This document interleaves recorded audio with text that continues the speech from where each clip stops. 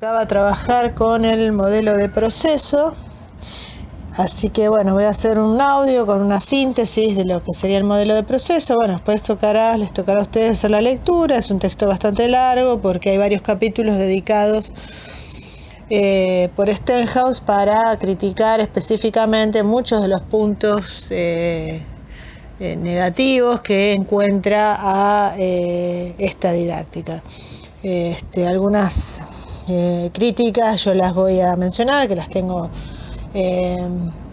acá, bueno, marcadas, extraídas. Por supuesto que hay otras cosas que uno puede ir leyendo, encontrando, pero bueno, que sea una base como para ir teniendo idea de qué cosas nodales critica el modelo tecnicista, porque en base a la superación de estos puntos negativos es que el modelo de proceso construye su nueva propuesta de trabajo.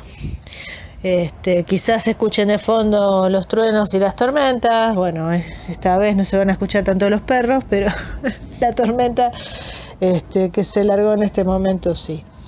Bueno, volviendo al tema del modelo de proceso.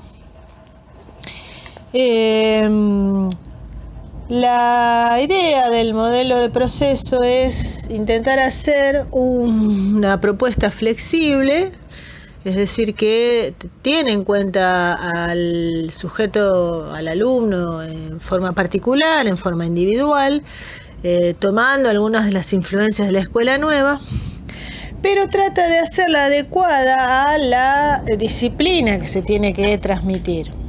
Por eso es que requiere de la exploración gradual y lógica de la asignatura como para poder plantear una propuesta que sea acorde a las particularidades de esta disciplina. Entonces,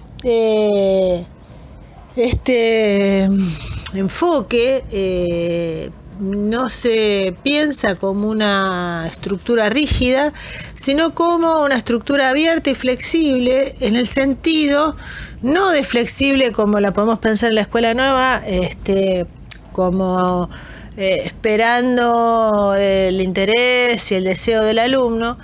Digo, no es que no lo tenga en cuenta, pero el foco, el eje de la escuela nueva es de acuerdo, bueno, a en qué punto, ¿no?, de toda la variabilidad de propuestas de la línea de la escuela nueva, puede ser bien centrada en el alumno y completamente a expensas de lo que el alumno pueda ir enfrentando y resolviendo y preguntándose, interesándose, y uno, bueno, como docente alimentando eso, o modelos un poquito más intervencionistas, donde se va generando con una cierta estructura ese interés.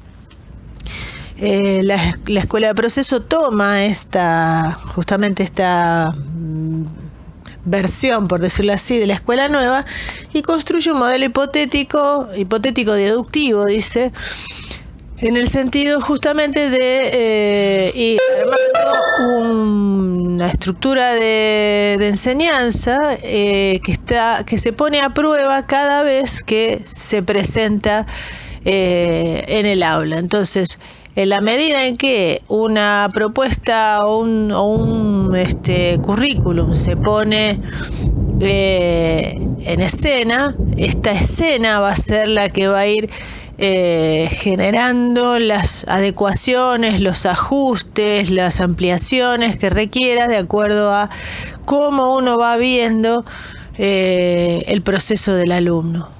El alumno pensado grupalmente y pensado individualmente. Entonces, esto puede ser tanto para incorporar los intereses que los alumnos tengan, como también para ir desarrollando aquellos aspectos más retrasados, más débiles de los alumnos. En el primer cuatrimestre habíamos visto una serie de principios que eran los que regían justamente la elaboración del currículum, y los dos principios que refieren directamente a esto que yo acabo de decir son el principio por el cual se analizan los puntos fuertes y débiles de los alumnos, Y el otro aspecto es el del estudio empírico. El principio que apunta al estudio empírico quiere decir que toma en cuenta la devolución grupal e individual del alumno para poder replantear esa propuesta, ajustarla, mejorarla o adecuarla a las particularidades que pueda tener otro grupo por ahí de la misma edad y de la misma disciplina, pero con otras características, otras necesidades y otros puntos fuertes o débiles. Entonces, en función de esto, se toma una guía que es justamente el currículum, ¿no? Es una guía que sirve para estructurar la enseñanza, para tener un punto también de interacción o de retroalimentación de esa propuesta, porque si uno no tiene una estructura o un eje, es más difícil ver cuáles han sido las fallas o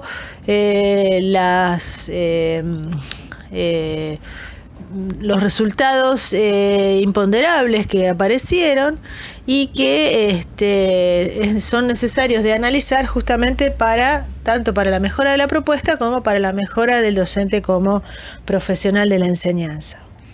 Entonces,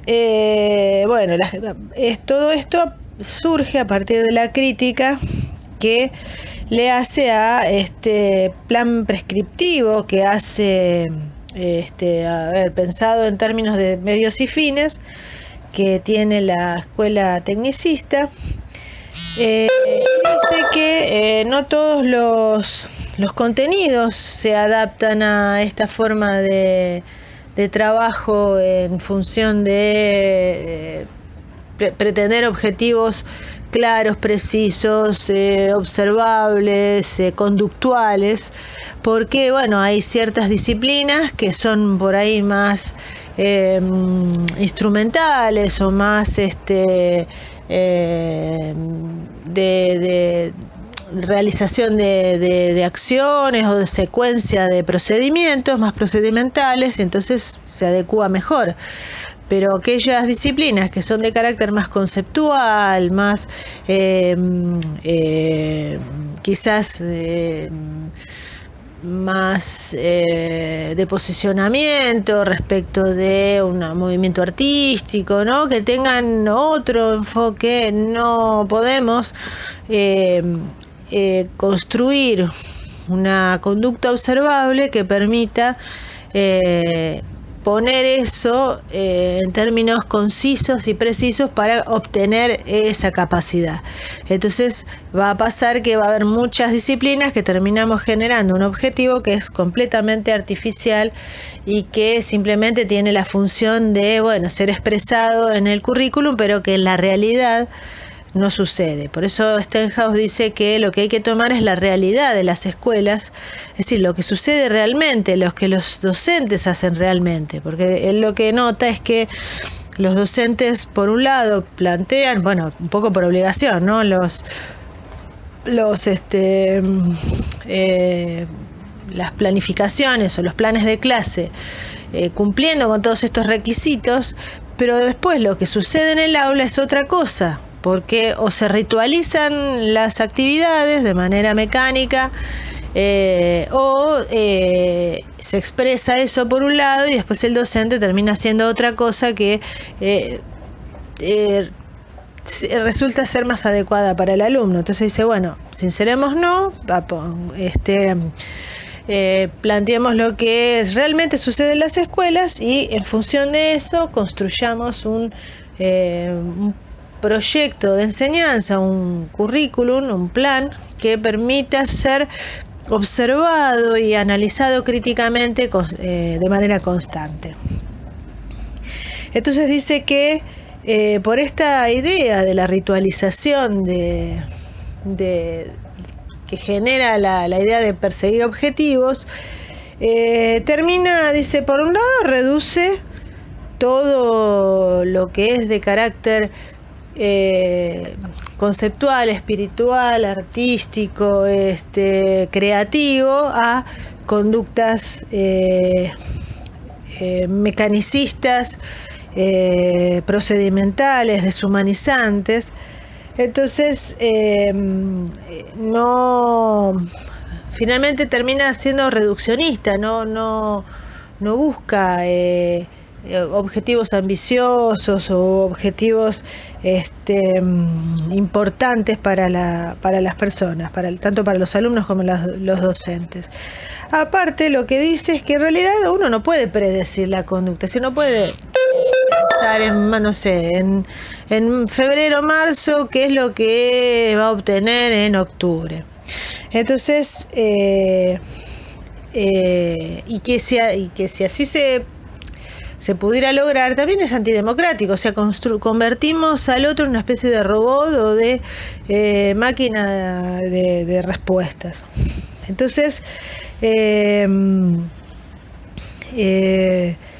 no es, además, tergiversa la idea de conocimiento, porque él dice, bueno, el conocimiento en realidad aparece cuando hay una necesidad, cuando hay una búsqueda, cuando hay una pregunta. Las personas se lanzan a buscar conocimiento para responder esa pregunta, para aliviar esa duda, esa falta que hay. En cambio, el modelo tecnicista presenta las respuestas antes que aparezcan las preguntas, porque como está tan preocupado por tratar de poner en claro y bien destacado cuál es la respuesta a la pregunta, ¿no?, que en realidad es planteada también de manera artificial por el docente, termina generando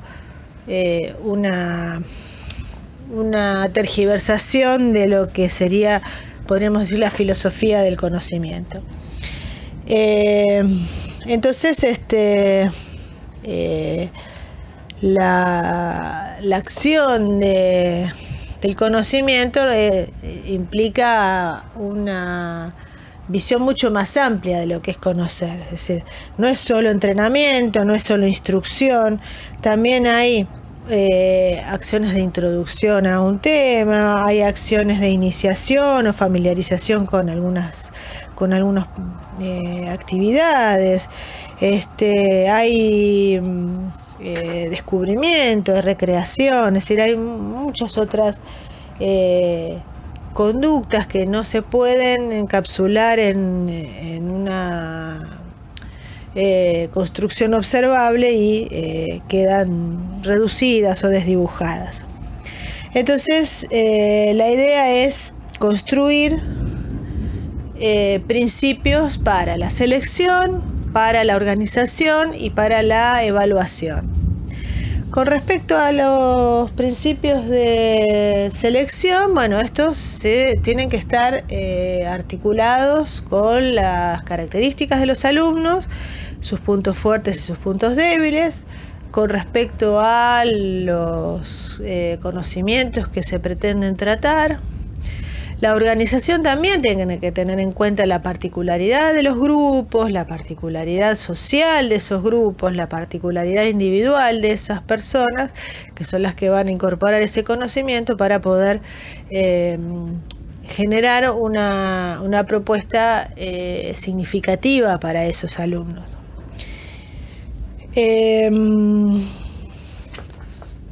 Bueno, después, ahora voy a buscar la página. Hay una página donde van a ver que hay un montón de puntos que son bastante similares o compatibles, si se quiere, con la escuela nueva, donde hace como una especie de orientación o de selección de aquellas actividades que resultan ser más significativas que otras. Esto está en la página 18, son 12 puntos, y ahí, bueno, quizás no sea muy interesante la lectura de todas ellas, pero está la página 18, es del libro, porque ustedes tienen copias de la investigación y desarrollo del currículum de Stenhouse, y la investigación como base de la enseñanza. O sea, tiene algunos capítulos sueltos de ambos libros. Y ambos libros tienen, como no podía ser menos, toda una serie que critica punto por punto. En un caso son 5 puntos, en otro caso son 8 puntos, donde critica los aspectos negativos del modelo tecnicista. Esto lo tienen que conocer porque, bueno, nosotros presentamos un modelo pedagógico. Este modelo pedagógico responde al intento de superación de propuestas anteriores. O bueno, qué sé yo, en Comenio era quizás, no, ni siquiera la inexistencia, porque había, pero bueno, él también plantea en términos de la superación de un modelo anterior. En este caso, bueno, es el de la escuela de la escuela tecnicista. Entonces, en esa página, la página 18, dice que una actividad es más gratificante que otra si permite a los niños efectuar elecciones informadas para realizar la actividad y reflexionar sobre las consecuencias de sus opciones. Es decir, que tiene que tener un marco de flexibilidad de toma de decisiones de parte del alumno para que él pueda analizar, o ayudarlo a analizar el efecto que ha tenido todo el procedimiento que realizó, cómo resultó, si respondió a lo que esperaba, en fin. Tiene que tener alguna libertad de acción y de toma de decisiones y algún aspecto creativo que le permita hacer eso. Después dice que es más gratificante que otras si le da, bueno, justamente papeles activos, ¿no?, que se desprende de lo anterior. Después también tiene que permitirle indagar sobre ideas, aplicaciones de los procesos intelectuales o de los problemas cotidianos, ya sean personales o sociales. Así que tiene que tener un lazo con la vida del alumno o con la realidad, la realidad en la que vive o la realidad en la que se desenvuelve la disciplina que está aprendiendo. Entonces de ahí va a cobrar sentido eso que está aprendiendo. También debería propiciar que los chicos actúen, es decir, esto también tiene mucha relación con la escuela nueva porque es la parte de experiencia o exploración que habíamos visto en la escuela nueva, ¿no? Entonces tienen que actuar con objetos, con materiales, con artefactos reales. También tiene que permitir, es decir, cuando nosotros hacemos una planificación, un plan de clase, debería permitir el abordaje de sujetos diversos, ¿no? Es decir, con distintos niveles de aproximación. No tenemos que apuntar al nivel más bajo porque así nivelamos a los más retrasados, ni apuntar a los más altos y que los de más abajo se acerquen lo más que puedan, sino que tenemos que hacer una propuesta que pueda ser abordada por la diversidad. Además, tiene que permitirles volver a trabajar ideas que ya han sido trabajadas en nuevos contextos, con nuevos enfoques, como para que ellos puedan ir ampliando, mejorando, encontrando nuevos sentidos, nuevas utilidades a los conceptos antes aprendidos. También debe permitir a los estudiantes y a los docentes que se arriesguen, es decir, que puedan plantear un día alguna actividad que quizás sea fuera de lo común o que sea algo que no sabemos si va a salir bien, porque esto permite la creatividad, permite la confianza entre sí, ¿no es cierto? Fomenta un montón de aspectos positivos que, además, cuando el conocimiento se está creando, nosotros nos disponemos de todas las respuestas todavía. Cuando hay no se sabía que era una célula, y se observa por primera vez al microscopio esa imagen, no se sabía lo que era. Ahora sí se sabe, y se sabe en bastante detalle, pero en ese momento no se sabía. Entonces había ahí una incertidumbre, un no saber que fue generando, fue el motor del desarrollo de todos los conocimientos posteriores. Entonces nosotros deberíamos poder recrear algo de esto en el aula. Dice que, bueno, una actividad es más gratificante que otra si le permite utilizar todo lo que ha aprendido en situaciones, disciplinas o actividades que son significativas o que tengan alguna relación con la realidad. Es decir que por lo que vemos hay un montón de aspectos que están emparentados con la escuela nueva. Lo que pasa es que lo que propone justamente Stenhouse es una propuesta que permita trabajar de manera constructiva, es decir, la misma propuesta de enseñanza se convierte en un método de investigación de esa propuesta, es decir que el currículum o la secuencia didáctica o la planificación son como si fueran modelos de investigación. No es solo una estrategia o un procedimiento de enseñanza, sino que la estructura misma es un proceso de investigación que se va confirmando o se va modificando en la medida de las respuestas que vamos obteniendo. Estas respuestas, por supuesto, que tienen que ver con las expectativas de lo que pretendíamos lograr de manera amplia, ¿no? Compleja, no circunscripta, específica, explícita como en el tecnicismo, sino de carácter integral, pero que de alguna manera eran metas o objetivos que teníamos con los alumnos. Entonces, en función de eso que se pretendía conseguir y lo que fue surgiendo, vamos viendo si esa propuesta de enseñanza la está consiguiendo. Entonces, el mismo proceso es un proceso de investigación, donde justamente nuestro estudio empírico es el aula. El aula va a ir confirmando o no nuestro proceso de investigación. Por eso el segundo libro se llama La investigación como base de la enseñanza. Podríamos, digamos, si tuviéramos que decir en qué consiste el modelo, usando unas muy pocas palabras, lo que podríamos decir es que es un modelo hipotético. Hay una serie de principios guía que nos permiten estructurar de manera amplia el proceso a seguir, pero este proceso es ajustable constantemente, está abierto a los imprevistos y a lo que puede aparecer como algo rico e interesante que no fue previsto antes, que surgió a veces por la casualidad, pero que se juzga como algo enriquecedor, como algo que es una experiencia interesante de llevar adelante y se incorpora a esa propuesta.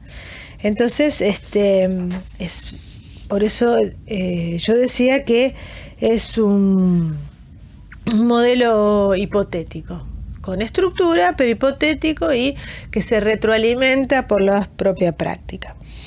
En esta propia práctica no solo se retroalimenta la práctica del docente, sino no solo la propuesta, sino el docente en cuanto a sus habilidades, y debería poder responder a estos